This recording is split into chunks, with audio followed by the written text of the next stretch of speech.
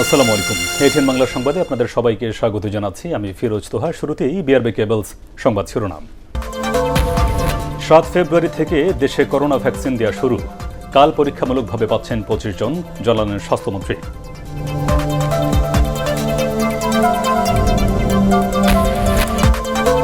Chittagong city corporation নির্বাচন কাল ভোটকে চ্যালেঞ্জ হিসেবে নিয়েছে আওয়ামী লীগ ও বিএনপি।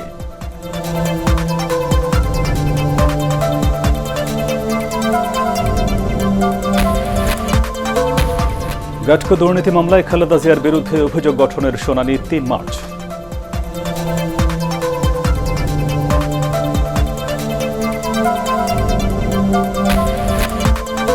এবং বেসরকারি শিক্ষক নিবন্ধন ও প্রত্যয়ন কর্তৃপক্ষের স্থবিরতা, 1 বছরেরও বেশি সময় ধরে নিয়োগ ও পরীক্ষা বন্ধ।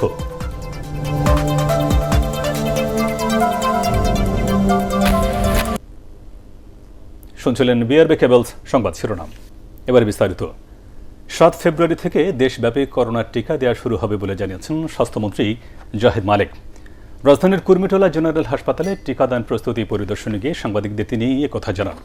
আগামীকাল 5 জনকে টিকা দেওয়ার মধ্য দিয়ে এই কর্মসূচির উদ্বোধন করা হবে বলেও জানান মন্ত্রী। আপেল মাহমুদের রিপোর্ট। বুধবার রাজধানীর কুর্মিটোলা জেনারেল হাসপাতালে করোনা ভাইরাসের সম্মুখ যোদ্ধা, নার্স, পুলিশ ও সাংবাদিকদের টিকা দেওয়ার মধ্য দিয়ে শুরু হবে টিকাদান কার্যক্রম। গণভবন থেকে ভার্চুয়ালি যুক্ত হয়ে এই কার্যক্রমের উদ্বোধন করবেন প্রধানমন্ত্রী শেখ হাসিনা। প্রথমে 5 জন ও পরে নগরীর আরও 4টি হাসপাতালে 20 জনকে এ টিকা দেওয়া হবে। পাশাপাশি চালু করা হবে সুরক্ষা অ্যাপের মাধ্যমে টিকা নিবন্ধন কার্যক্রম। আমরা যে টিকা এ পর্যন্ত 70 লাখ পেয়েছি, এই টিকা সারা বাংলাদেশে বিভিন্ন জেলা, উপজেলা হাসপাতালে, মেডিকেল কলেজে পাঠিয়ে দেওয়া হবে, সেই ব্যবস্থাও হয়েছে। এবং আমরা আশা করছি আগামী 7 তারিখে একযোগে সারা দেশে টিকাদান কর্মসূচি শুরু হয়ে যাবে। করোনা ভাইরাসের ভ্যাকসিন নিয়ে যারা বিভ্রান্তি ছড়াচ্ছে তাদের সমালোচনাও করেন স্বাস্থ্যমন্ত্রী। ভ্যাকসিন আমাদের জন্য কোনো রাজনীতি নয়, ভ্যাকসিন মানুষের জীবন রক্ষা করার জন্যে। যারা এই ভ্যাকসিন নিয়ে যারা বিরূপ প্রচারণা করে, আমি মনে করি তারা ভালো কাজ করে না। তারা এই দেশের মঙ্গল চাইলে, এই দেশের মানুষের মঙ্গল চাইলে তারা বিরূপ প্রচারণা করবে না। সোমবার দেশে আসা ভারতের সেরাম ইনস্টিটিউটের উৎপাদিত অক্সফোর্ড অ্যাস্ট্রাজেনেকার 50 লাখ ডোজ করোনার ভ্যাকসিনের অনুমোদনের কথা জানান ঔষধ প্রশাসন অধিদপ্তরের মহাপরিচালক major general Mahbubur Rahman. Apple Mahmud, ATN Bangla, Dhaka. এদিকে আগামীকাল করোনার টিকাদান কার্যক্রমের আনুষ্ঠানিক উদ্বোধন করবেন প্রধানমন্ত্রী শেখ হাসিনা। রাজধানীর কুর্মিটোলা হাসপাতালে একজন স্বাস্থ্যকর্মী প্রথম এই টিকা নেবেন। চিকিৎসকরা বলছেন, মহামারী থেকে বাঁচতে টিকা নেওয়ার কোনো বিকল্প নেই। আরও জানাচ্ছেন নিয়াজামান সজীব। করোনা ভাইরাসের ভ্যাকসিন দেশে এলেও মানুষের ভেতরে শঙ্কা রয়েছে। কতটা পার্শ্ব প্রতিক্রিয়া হতে পারে তা নিয়ে চলছে আলোচনা। এটার পার্শ্বপ্রতিক্রিয়া আছে কি না, তারপরে আমার নিজস্ব মতামত, আমি তখন ডিসিশন নিব যে এটা আমি নিব কি না। এটা যদি কোনো পার্শ্বপ্রতিক্রিয়া না থাকে তাহলে অবশ্যই নেওয়া উচিত। আর যদি পার্শ্বপ্রতিক্রিয়া থাকে তাহলে এটা অ্যাকসেপ্ট করাটাই উচিত হবে না। যার ভিতরে কোনো রোগ নাই তার তো কোনো টেনশন নাই, আর যার ভিতরে রোগ আছে আর মৃত্যু তো অনিবার্য। তবে আলোচনা সমালোচনাকে পাশ কাটিয়ে টিকা দেওয়ার প্রস্তুতি শেষ করেছে বাংলাদেশ। বঙ্গবন্ধু শেখ মুজিবুর রহমান মেডিকেল বিশ্ববিদ্যালয়ের এই কনভেনশন হলের প্রস্তুতিই বলে দিচ্ছে কতটা নিরাপদ ও স্বাচ্ছন্দ্যে এই টিকা নিতে পারবেন আগ্রহীরা। প্রশিক্ষণপ্রাপ্ত স্বাস্থ্যকর্মী, চিকিৎসকরা প্রস্তুত। টিকা নেওয়ার পরে কোনো শারীরিক সমস্যা হলে তাও সমাধান করা হবে। আমাদের এখানে যদি কোনো জটিলতা দেখা দেয় আমরা তাকে হাসপাতালে নিয়ে যাব। হাসপাতালে আমাদের কেবিন তাদের জন্য রিজার্ভ করা আছে। তাদের জন্য এইচডিউতে আমরা 4টা আইসিইউ বিছানা তৈরি করে রেখেছি।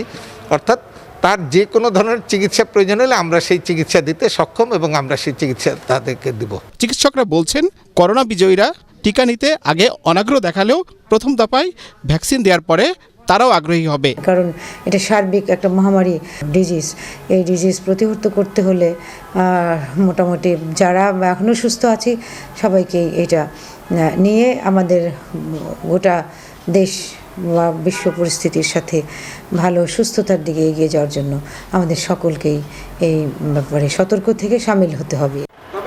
টিকা পাওয়ার অগ্রাধিকার ভিত্তিক তালিকা তৈরির কাজ প্রায় শেষ পর্যায়ে। ফেব্রুয়ারির শুরুতেই 64 জেলাতেই এ টিকা নেওয়া যাবে। নিয়াজ জামান সজীব, এটিএন বাংলা, ঢাকা। দেশে করোনা ভাইরাসে আক্রান্ত হয়ে গত ২৪ ঘন্টায় আরও ১৪ জনের মৃত্যু হয়েছে। এ নিয়ে মোট মৃতের সংখ্যা বেড়ে দাঁড়ালো ৮,০৫৫ জনে।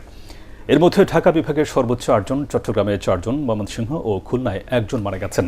সবশেষ মৃতদের মধ্যে ১২ জন পুরুষ এবং ২ জন নারী। স্বাস্থ্য অধিদপ্তরের সংবাদ বিজ্ঞপ্তিতে এসব তথ্য জানানো হয়। গত ২৪ ঘন্টায় ১৪,৪০১টি নমুনা পরীক্ষায় করোনা শনাক্ত হয়েছেন ৫১৫ জন।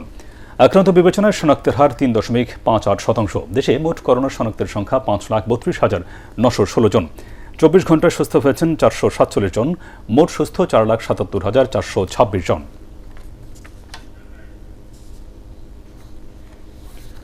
ভারত থেকে সেরাম ইনস্টিটিউটের মাধ্যমে আনা করোনা ভাইরাসের টিকা নিয়ে বিভ্রান্তি না ছড়ানোর আহ্বান জানিয়েছেন আওয়ামী লীগ সাধারণ সম্পাদক আওয়ামী লীগ সদস্যরা। সকালে জাতীয় সংসদে রাষ্ট্রপতির ভাষণের উপর আলোচনায় করোনার সংক্রমণ প্রতিরোধ ও টিকা নিয়ে সরকারের সফলতা তুলে ধরেন জনপ্রশাসন প্রতিমন্ত্রী অধ্যাপক ফরহাদ হোসেন দোদুল, আব্দুস সালাম মোর্শেদী ও সাইফুজ্জামান শেখর সহ সরকার দলীয় সদস্যরা। বিএনপির সাংসদরা মিথ্যা ও বিভ্রান্তিকর তথ্য দিয়ে করোনার টিকাকে বিতর্কিত করার চেষ্টা করছেন বলেও অভিযোগ করেন তারা। আমরা নিয়ন্ত্রণে রাখতে পেরে এখন টিকা নিয়ে প্রশ্ন তোলার চেষ্টা করা হচ্ছে, টিকাকে বিতর্কিত করার চেষ্টা করা হচ্ছে। মাননীয় স্পিকার, ভারত যে দামে পাচ্ছে বাংলাদেশও সেই দামে পাচ্ছে। এর বাইরে অন্যান্য দেশ বাংলাদেশের চেয়েও বেশি দামে টিকা ক্রয় করছে। এখন টিকাটি কে আগে নেবেন এটা নিয়ে প্রশ্ন তোলার চেষ্টা করছেন এবং সেখানে মিথ্যার বসতি স্থাপন করার চেষ্টা করা হয়েছে।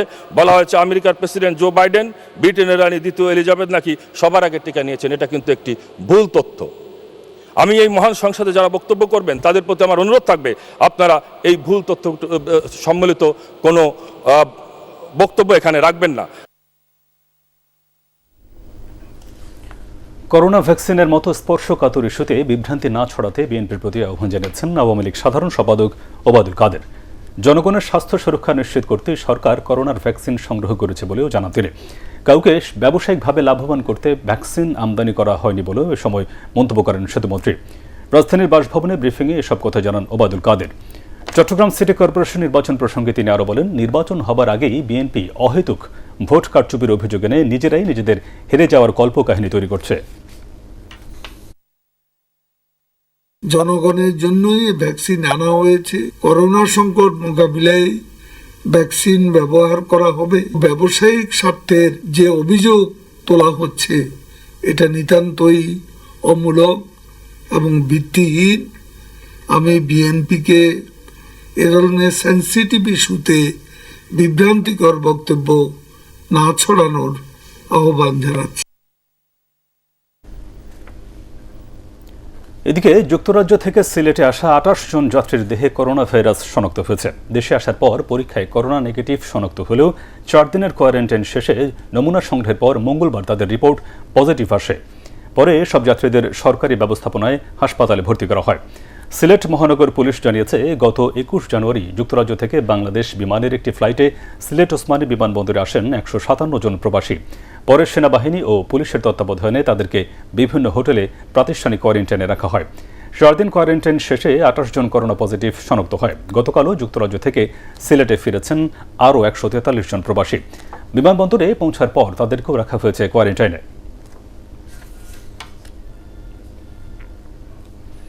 এবারে চট্টগ্রাম সিটি কর্পোরেশন নির্বাচনের খবর।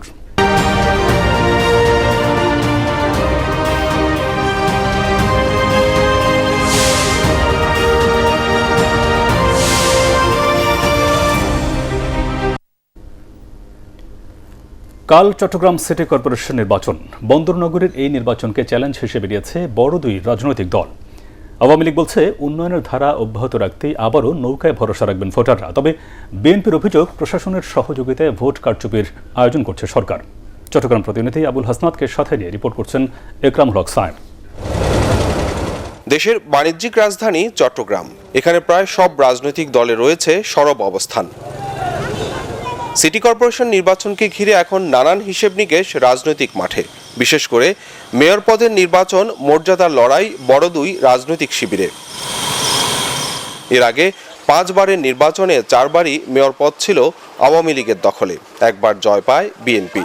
6ষ্ঠ বারের এই নির্বাচনে জনসমর্থনে এগিয়ে থাকার দাবি দুই দলেরই। মানুষ দেখবে যে আওয়ামী লীগের প্রার্থীকে যদি আমি জয়লাভ করতে পারি, তাহলে আমাদের চট্টগ্রামের যে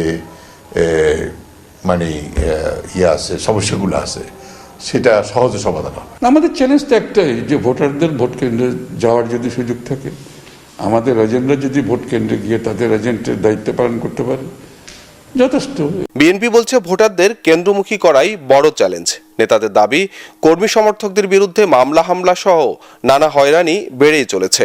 তবে আওয়ামী লীগ নেতারা মনে করেন নির্বাচনী মাঠে শক্তভাবে দাঁড়াতে না পেরে নানান অজুহাত বিরোধী পক্ষের। এটা ঠিক না। আমরা প্রশাসন তারা নিজেদের মতো তারা করতেছে, যারা অন্যায় করতেছে তাদেরকে করতেছে।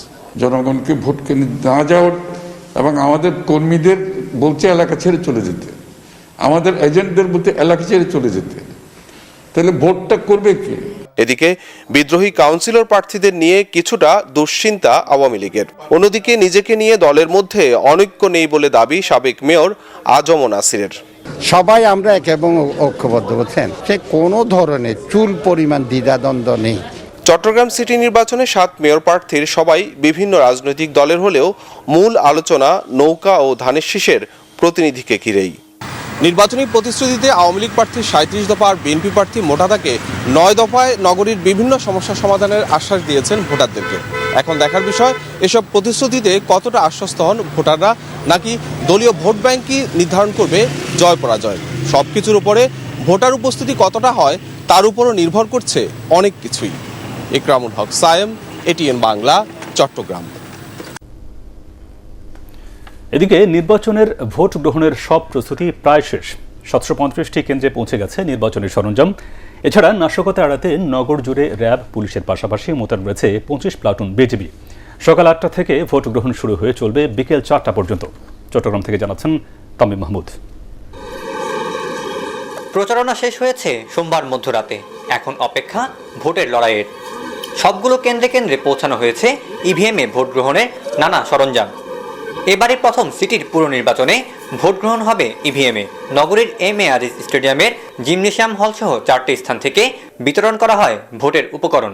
আগে তো আসলে অনেক মালামাল ছিল, এখন তো আসলে মেশিন হওয়াতে জিনিসটা আসলে অনেক সহজ হয়ে গেছে। আমি অনেক আশঙ্কা করছেন আসলে ইভিএমটা আমাদের জন্য নতুন হতে পারে, কোনো ধরনের প্রবলেম হতে পারে কিনা, অ্যারাইজ হতে পারে কিনা। তবে আমার মনে হচ্ছে এদের কোনো প্রবলেম অ্যারাইজ হবে না, কারণ আমাদের সাথে যদি টেকনিক্যাল কোনো প্রবলেম থাকে ইভিএম এর জন্য, আমাদের সবসময় একজন সার্বক্ষণিক একজন ইভিএম টেকনিশিয়ান ইলেকশন কমিশন থেকে আমাদের জন্য অ্যালটেড করা আছে।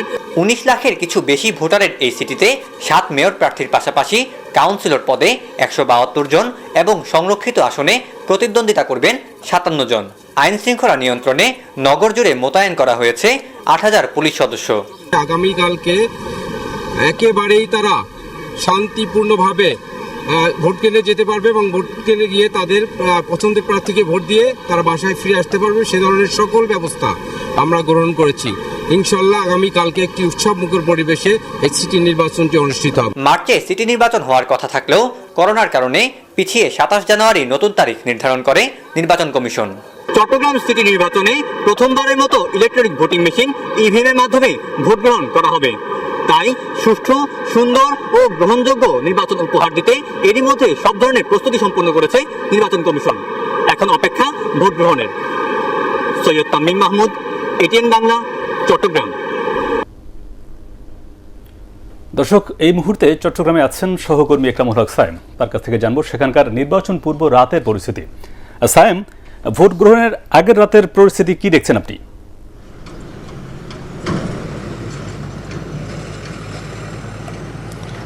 তোহা, আমি এই মুহূর্তে রয়েছি সিটি কর্পোরেশনের 40 নম্বর ওয়ার্ডে, কিছুটা মূল শহর থেকে কিছুটা দূরে পতেঙ্গা এলাকায়। এখানে এই এলাকায় 17টি কেন্দ্রে রয়েছে এবং কেন্দ্রগুলোর কিছুটা দূরত্ব রয়েছে। আমি দূরত্ব থাকার কারণে আসলে আমি এই সময় ঠিক কেন্দ্রের প্রস্তুতি আপনাদেরকে হয়তো সরাসরি দেখাতে পারছি না।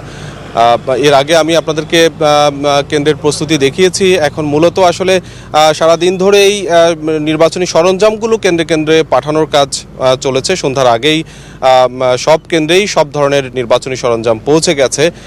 এখন মূলত কেন্দ্রে কিছু গোছানোর কাজ চলছে, যদিও কেন্দ্রে গোছানোর কাজও প্রায় শেষ। বিশেষ করে ইলেকট্রনিক ভোটিং মেশিন ইভিএম, এই ইভিএমগুলোকে এখন মূলত ভোট কেন্দ্রের যে কোনো একটা নির্দিষ্ট কক্ষে সেখানে সংরক্ষণ করে রাখা হয়েছে। ইভিএমের যেই মেশিনগুলো রয়েছে, ব্যালট পেপার রয়েছে, আনুষঙ্গিক যে সরঞ্জামগুলো রয়েছে সেগুলো মূলত একটি কক্ষে সংরক্ষণ করে রাখা হয়েছে।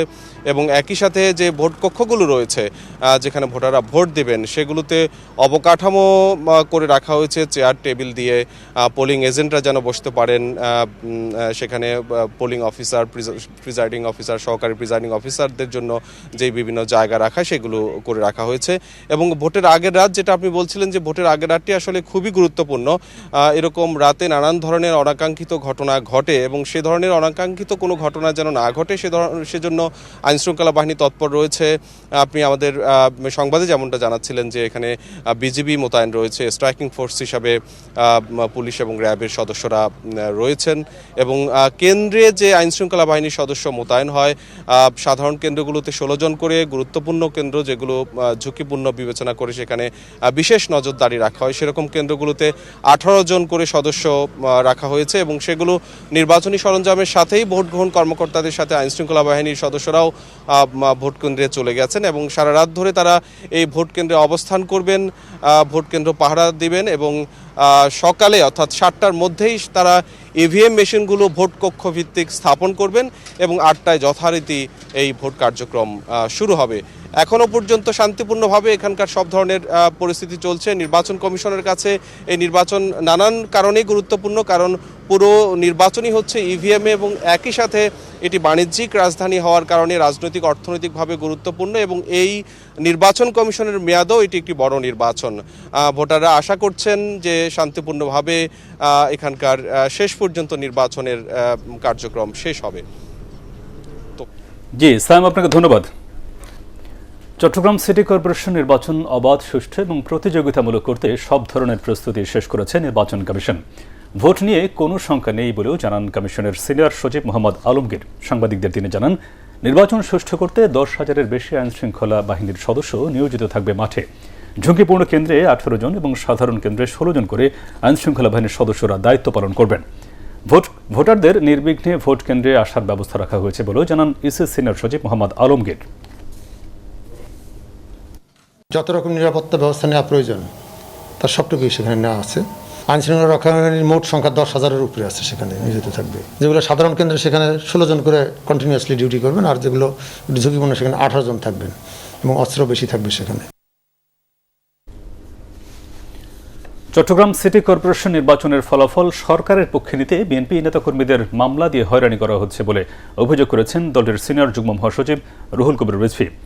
বিএনপির প্রতিষ্ঠাতা জিয়াউর রহমানের ছোট ছেলে আরাফাত রহমান কোকুর মৃত্যুবার্ষিকী উপলক্ষে নয়াপল্টনে দলের কেন্দ্রীয় কার্যালয়ে আয়োজিত আলোচনা সভায় তিনি এই অভিযোগ করেন। রুহুল কবির রিজভীর ভাষায়, নির্বাচন কমিশন সরকারের নির্দেশে কাজ করছে। চট্টগ্রামে নির্বাচন হচ্ছে, ধানের শীষ করছে। 69 জন বিএনপির নেতাকর্মীকে গ্রেপ্তার করা হলো কেন? আমাদের প্রার্থী ডাক্তার সাদাত নিজে স্টেটমেন্ট দিয়েছে 49 জন নাই, তুলে নিয়ে যাওয়া হয়েছে আগে, আর 20 জনের লিস্ট তাদেরকে খোঁজা হচ্ছে, গ্রেপ্তার করা হয়েছে ইতিমধ্যে। কেন? কই আওয়ামী লীগের কাউকে তো গ্রেপ্তার করা হয়নি, আওয়ামী লীগের কারো বিরুদ্ধে তো মামলা দেওয়া হয়নি। গ্যাটকো দুর্নীতি মামলায় বিএনপি চেয়ারপারসন বেগম খালেদা জিয়ার বিরুদ্ধে অভিযোগ গঠনের শুনানির জন্য আগামী 3 মার্চ দিন ঠিক করেছে আদালত। আজ শুনানির নির্ধারিত দিনে অসুস্থতার কারণে বেগম জিয়া আদালতে উপস্থিত হতে পারেননি। তার আইনজীবী সময় চেয়ে আবেদন করলে ঢাকার 3 নম্বর বিশেষ আদালতের বিচারক নজরুল ইসলাম নতুন এই দিন ঠিক করেন। ঠিকাদারি প্রতিষ্ঠান গ্যাটকোকে ঢাকার কমলাপুর আইসিডি ও চট্টগ্রাম বন্দরের কন্টেনার হ্যান্ডলিংয়ের কাজ পাইয়ে দিয়ে রাষ্ট্রের 14.5 কোটি টাকা ক্ষতির অভিযোগে 2007 সালের 2 সেপ্টেম্বর বেগম জিয়া সহ 13 জনের বিরুদ্ধে তেজগাঁও থানায় মামলা দায়ের করে দুদক।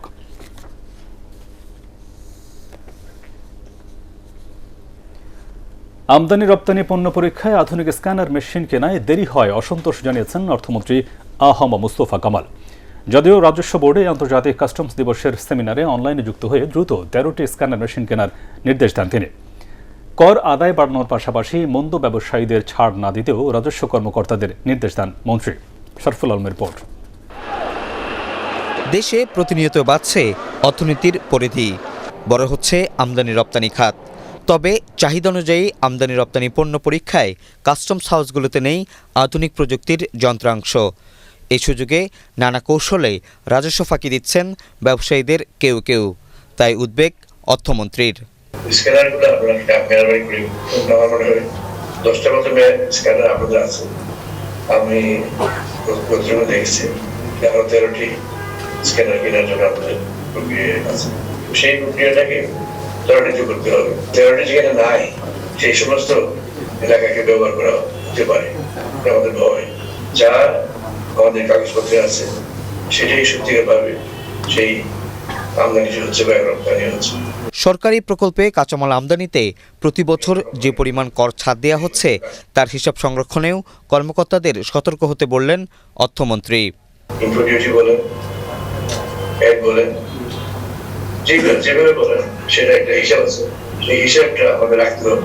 কাস্টমস দিবসের আলোচনায় অপ্রাতিষ্ঠানিক খাতগুলোকে মূলধারায় আনার দাবি জানায় ব্যবসায়ীদের শীর্ষ সংগঠন এফবিসিসিআই।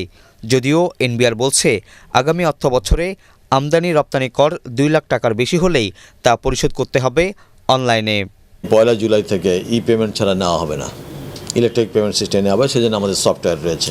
84% আমি আগেই বলেছি যে আমাদের ইনফর্মাল ইকোনমিতে আছে, ওদেরকে মেইন স্ট্রিমে আনলে আমরা বিশ্বাস করি যে স্টিমুলাসটা মাননীয় প্রধানমন্ত্রী দিয়েছে 3 বছরের জন্য, এটার 77% ডিসেম্বর পর্যন্ত বাস্তবায়িত হয়েছে। এর আগে করোনাকালীন আমদানি রপ্তানি এবং অভ্যন্তরীণ পণ্য সরবরাহ নিরবিচ্ছিন্ন রাখায় 3 প্রতিষ্ঠান ও 17 জন কর্মকর্তাকে ওয়ার্ল্ড কাস্টমস অর্গানাইজেশনস WCOর সার্টিফিকেট তুলে দেন NBR chairman. Sharful Alam, ATN Bangla, Dhaka. বেসরকারি শিক্ষক নিবন্ধন ও প্রত্যয়ন কর্তৃপক্ষ NTRCA-তে স্থবিরতা দেখা দিয়েছে। 1 বছরেরও বেশি সময় ধরে বন্ধ রয়েছে নিয়োগ ও পরীক্ষা। ফলে বেসরকারি স্কুল এবং কলেজে চলছে শিক্ষক সংকট, বাড়ছে চাকরি প্রত্যাশীদের হতাশা। শিক্ষক সংকটের কারণে লেখাপড়ায় ব্যাঘাত ঘটার আশঙ্কা করছেন গবেষকরা। আরও জানাচ্ছেন মাহবুব কবির চপল।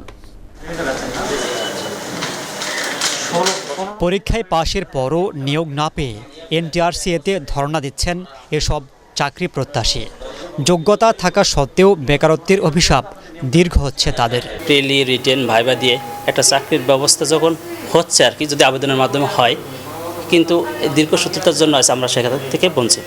যারাদের বয়স লিমিটটা আছে 35, তাদের অনেকেরই বয়স চলে গেছে ইতিমধ্যে, যেটা অথচ তারা কিন্তু এক্ষেত্রে কোনো ক্রমেই দায়ী না। কী কারণে বন্ধ থাকবে এটা আমাদের দেয়। আমার কথা হচ্ছে আমরা পাস করছি, আমাদেরকে কিভাবে তারা সার্কুলার দেবে, কিভাবে আমরা নিয়োগ করবো, আমাদের হচ্ছে মেন উদ্দেশ্য। আমরা অন্য কিছু দেখতে চাই না। আমরা চাচ্ছি NTRCA প্লাস ঊর্ধ্বতন যারা কর্মকর্তা রয়েছে তাদের মাধ্যমে আমাদেরকে যেন আর এভাবে না আসতে হয়, দাঁড়ে দাঁড়ে না ঘুরতে হয়। করোনায় সব কিছু প্রায় স্বাভাবিক হলেও থেমে আছে NTRCA-এর কার্যক্রম। 15তম নিবন্ধনে উত্তীর্ণদের নিয়োগ আটকে আছে। ফলাফলের অপেক্ষায় 2.25 লাখ পরীক্ষার্থী, আর প্রিলিমিনারি পরীক্ষার অপেক্ষায় 11 লাখ। তবে এসব বিষয়ে ক্যামেরার সামনে কথা বলতে রাজি হননি NTRCA-এর চেয়ারম্যান আশরাফ উদ্দিন। শুধু জানান হাইকোর্টে রিটের কারণে সব কিছু থেমে আছে। তবে ভিন্ন কথা বলছেন রিটকারীদের আইনজীবী। NTRCA-এর গাফলতির কারণে, তাদের হজবরল সিস্টেমের কারণে, ভিন্ন ভিন্ন সময় তাদের ভিন্ন ভিন্ন স্টেপের কারণে এই সমস্যাটা তৈরি হয়েছে এবং এই জন্যে সবাই ক্ষতিগ্রস্ত হচ্ছে সত্যিকার অর্থে। তারা যখন আন্তরিকভাবে এগিয়ে আসে, হাইকোর্টের অর্ডারগুলো কমপ্লাই করে, এটা খুব সহজে সম্ভব। বেসরকারি শিক্ষা প্রতিষ্ঠানে কেন্দ্রীয়ভাবে শিক্ষক নিয়োগে 2005 সালে পরীক্ষার আয়োজন করে NTRCA। এ পর্যন্ত 2টি গণবিজ্ঞপ্তির মাধ্যমে মাত্র 36,000 শিক্ষক নিয়োগ দিতে পেরেছে প্রতিষ্ঠানটি। ফলে শিক্ষক সংকট দেখা দিয়েছে অনেক প্রতিষ্ঠানে। গত 1 বছর ধরে আমরা দেখছি যে এখানে কোনো পরীক্ষা হচ্ছে না, নিয়োগ হচ্ছে না, সব কিছু বন্ধ হয়ে আছে। স্কুলগুলোতে শিক্ষক সংকট, এর ফলে কিন্তু সরকারেরও কোনো সমস্যা হচ্ছে না, বা যারা কর্তৃপক্ষ তাদেরও কোনো সমস্যা হচ্ছে। সাফারার হচ্ছে কিন্তু লার্নার্সরা। এই যে লার্নিং লস, এটুকে যদি আপনি পূরণ করতে চান তাহলে স্কুল রিওপেন হওয়ার পরে ঝাঁপিয়ে পড়তে হবে। এখন যদি আপনার হাতে ইনস্ট্রুমেন্ট না থাকে, আপনার হাতে যদি শিক্ষক না থাকে, তাহলে আপনি এটা কীভাবে গ্যাপ পূরণ করবেন? NTRCA-কে গতিশীল করতে সরকারের শীর্ষ পর্যায়ের হস্তক্ষেপ কামনা করছেন ভুক্তভোগীরা। মাহবুব কবির চপল, ATN বাংলা, ঢাকা। করোনা পরিস্থিতিকে পুঁজি করে ব্যবসায়ী ও মিল মালিকরা বেশি মজুদ ধরে রেখেছেন বলেই চালের দাম বেড়েছে। এছাড়া সরকারের চাল সংগ্রহ ও আমদানিতে ব্যর্থতা এবং প্রয়োজনীয় বাজার মনিটরিংয়ের অভাব আরেকটি কারণ। চাল, আলু ও পেঁয়াজের দাম নিয়ে বাংলাদেশ কৃষি গবেষণা কাউন্সিলের গবেষণায় এই তথ্য উঠে এসেছে। দুপুরে রাজধানীর বিএআরসি মিলনায়তনে এক কর্মশালায় গবেষণার প্রতিবেদন উপস্থাপন করা হয়। এতে অন্যান্যদের মধ্যে কৃষিমন্ত্রী ডক্টর আব্দুর রাজ্জাক এবং কৃষি সচিব মেজবাহুল ইসলাম উপস্থিত ছিলেন। প্রতিবেদনে বলা হয়েছে, অসাধু ব্যবসায়ী সিন্ডিকেট, পেঁয়াজ আমদানিতে ভারত নির্ভরতা ও বাজার নিয়ন্ত্রণে সরকারের ব্যর্থতা পেঁয়াজের দাম বাড়ার পেছনের আরও একটি কারণ। এছাড়া অসাধু ব্যবসায়ীরা সিন্ডিকেট করে আলুর দাম বাড়িয়েছে বলেও উল্লেখ করা হয়েছে গবেষণা প্রতিবেদনে।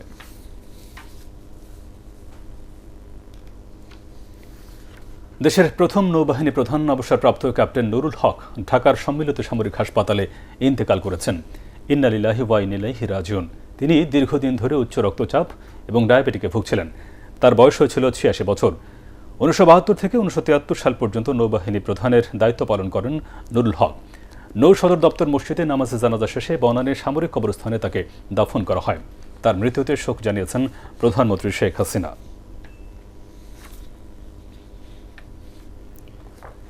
ক্রিকেট সহ দেশের ক্রীড়া উন্নয়নে আরাফাত রহমান কুকুর অবদান স্মরণীয় হয়ে থাকবে বলে মন্তব্য করেছেন বিএনপি মহাসচিব মির্জা ফখরুল ইসলাম আলমগীর।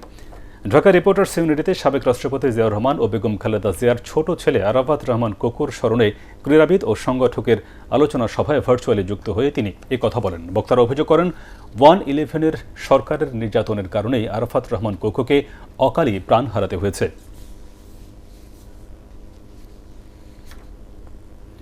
আল আরাফা ইসলামী ব্যাংক অর্থ সংবাদ।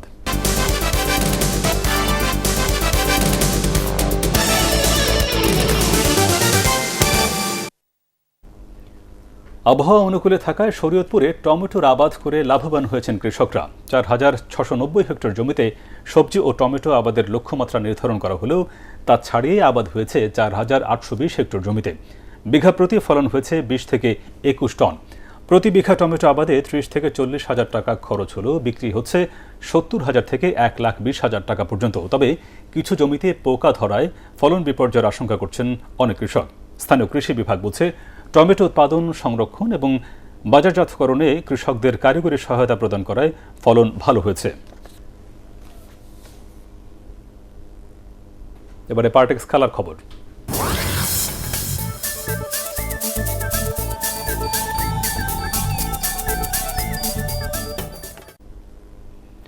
ওয়েস্ট ইন্ডিজের বিপক্ষে টেস্ট সিরিজ সামনে রেখে চট্টগ্রামে অনুশীলন শুরু করেছে বাংলাদেশ। ওয়ানডের মতো টেস্টেও ভালো খেলবে বাংলাদেশ, এমনটাই প্রত্যাশা জাতীয় দলের ডাক পাওয়ার অপেক্ষায় থাকা ইয়াসির আলী রাব্বির। অন্যদিকে সীমিত ওভারের ম্যাচে হোয়াইট ওয়াশ হলেও টেস্টে ঘুরে দাঁড়াতে চায় ওয়েস্ট ইন্ডিজ। মমিনুর রিপনের রিপোর্ট।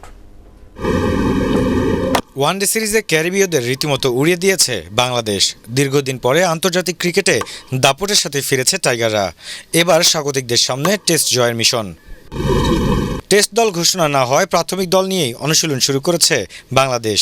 এই সময়ে জাতীয় দলের তারকাদের সাথে ড্রেসিং রুম শেয়ার করার সুযোগ পাচ্ছেন প্রাথমিক দলে ডাক পাওয়া ক্রিকেটাররা। আমি ওদের সাথে ড্রেসিং রুম শেয়ার করতে পারছি এবং এখন টেস্টে এসে দেখা যাচ্ছে ওনাদের 3জনকে আবার পাচ্ছি। তো yes, I am really excited. গত 2 বছরে ঘরোয়া ক্রিকেটে আলো ছড়িয়েছেন ইয়াসির আলী রাব্বি। শেষ 2টি ঘরোয়া টুর্নামেন্টেও হেসেছে তার ব্যাট। জাতীয় দলে ডাক পাওয়ার অপেক্ষায় আছেন তিনি। 11 থাকার সুযোগ হবে কি হবে না, but it's a great feeling that আমি টিমের সাথে আছি এই জায়গায়। এদিকে টেস্ট দল আলাদা হয় দীর্ঘদিন অনুশীলনের সুযোগ পেয়েছে সফরকারীরা। তাই সাদা পোশাকে ঘুরে দাঁড়ানোর প্রত্যাশা ক্যারিবীয় পেসার কেমার রোচের। Believing in ourselves, backing our ability, and let's get the job done. So I look forward to this test series, and I'm sure that we can pull one out of the hat. 3 ফেব্রুয়ারি চট্টগ্রামের জহুর আহমেদ চৌধুরী স্টেডিয়ামে 2 match সিরিজের প্রথম টেস্টে মুখোমুখি হবে বাংলাদেশ ও West Indies. Mominur Ripon, ATN Bangla. West ইন্ডিজকে white wash করে আইসিসি ক্রিকেট বিশ্বকাপ সুপার লিগের র্যাঙ্কিংয়ে 2 নম্বরে উঠে এসেছে বাংলাদেশ। 3 ম্যাচে 29 পয়েন্ট নিয়ে শীর্ষে থাকা অস্ট্রেলিয়ার পরই টাইগারদের অবস্থান। সমান পয়েন্ট নিয়ে নেট রান রেটে পিছিয়ে থেকে তৃতীয় স্থানে আছে ইংল্যান্ড। এরপরই পাকিস্তান আর আফগানিস্তান। টেবিলের 8 নম্বরে রয়েছে ভারত। শীর্ষ 8 দল 2023 সালের বিশ্বকাপ ক্রিকেটে সরাসরি খেলার সুযোগ পাবে। নিচের দিকের 5 দল থেকে বাছাই পর্ব শেষে সুযোগ পাবে বাকি 2 দল। করাচি টেস্টের প্রথম দিন শেষে দক্ষিণ আফ্রিকার চেয়ে 187 রানে পিছিয়ে আছে পাকিস্তান। হাতে আছে 6 উইকেট। টস জিতে ব্যাটিংয়ে নেমে উদ্বোধনী জুটিতে 30 রান যোগ করেন দুই ওপেনার ডিন এলগার এবং এইডেন মাকরাম। এরপর মাকরামকে সাজঘরে ফেরত পাঠিয়ে প্রথম উইকেট তুলে নেন শাহিন শাহ আফ্রিদি। পাকিস্তানি বোলিংয়ে তেমন সুবিধা করতে পারেনি প্রোটিয়ারা।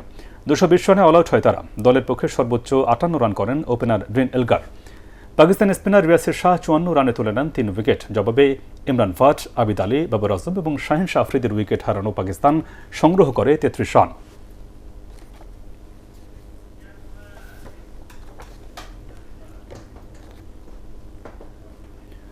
শেষ করার আগে বিআরবি কেবলস সংবাদ শিরোনামগুলো আরও একবার। 7 ফেব্রুয়ারি থেকে দেশে করোনা ভ্যাকসিন দেওয়া শুরু। কাল পরীক্ষামূলকভাবে পাচ্ছেন 5 জন, জানালেন স্বাস্থ্যমন্ত্রী।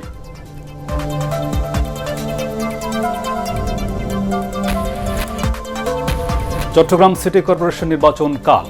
ভোটকে চ্যালেঞ্জ হিসেবে নিয়েছে আওয়ামী লীগ ও বিএনপি।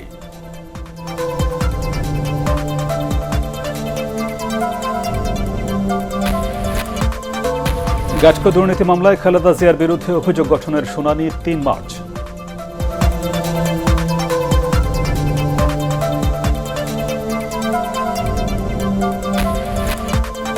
এবং বেসরকারি শিক্ষক নিবন্ধন ও প্রত্যয়ন কর্তৃপক্ষের স্থবিরতা। 1 বছরেরও বেশি সময় ধরে নিয়োগ ও পরীক্ষা বন্ধ।